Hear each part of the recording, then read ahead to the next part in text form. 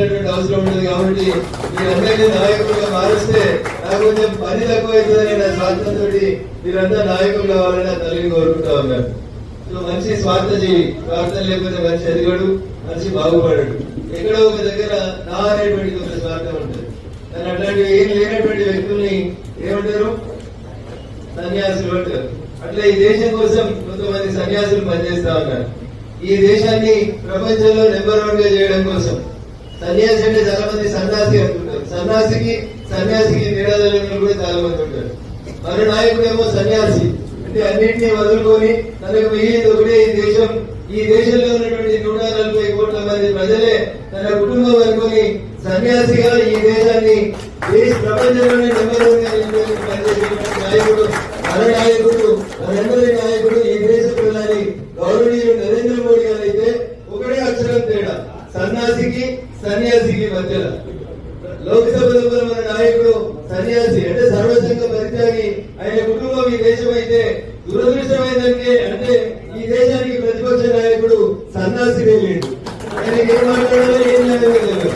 మీరు అనుకునే రెండింటికి పెద్ద తేడా ఏం లేదండి, తేడా చాలా ఉంటుంది. సన్యాసి అంటే ఏం తెలియదు, పక్కన రాజకీయం మాట్లాడేటోడు సన్యాసి. దేశం తెలియదు, పార్లమెంట్ తెలియదు, చట్టాలు తెలియదు, ఎవరితో ఎట్లా మాట్లాడినదో తెలియనోడు సన్యాసి. అన్ని తెలిసి దేశం కోసం అన్ని వదులుకొని ఈ దేశ ప్రజలే నా కుటుంబం అనుకుంటున్న ఆయన సన్యాసి.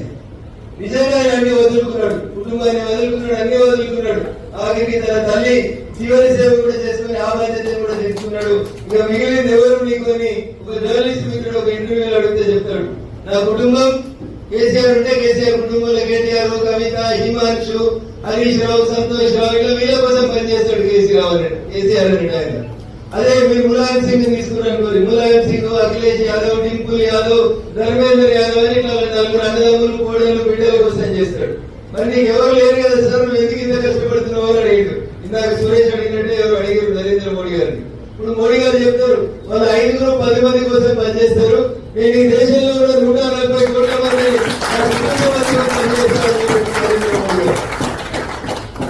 నేను వారి లెక్క మిమ్మల్ని అన్ని వదులుకోమంటలేదు, అన్ని దగ్గరే ఉంచుకోండి.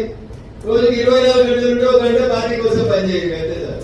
ఎంతసేపు చాలా మంది అంటారా ఊకే రోజు ప్రోగ్రాంలు ఇస్తారు, పొద్దంతా పనిచేస్తా ఉన్నా మస్తు కష్టమైంది అంటారు. ఒకసారి మీ వయసు ఎంత, మీరు ఎక్కడ ఉన్నారు, నరేంద్ర మోడీ గారు ఏం చెప్తా, వారు ఎట్లా కష్టపడుతున్నారో ఒకసారి చూడు. ఎప్పుడైనా జ్వరం వచ్చిందనో, ఫ్లూ వచ్చిందనో, లేకపోతే కరోనా వచ్చిందనో ఏ ఒక్క రోజైనా గత 11 సంవత్సరాల వారి ప్రధానమంత్రి టెన్యూర్ లో ఏ ఒక్క రోజైనా సెలవు తీసుకున్నాడు ఒకసారి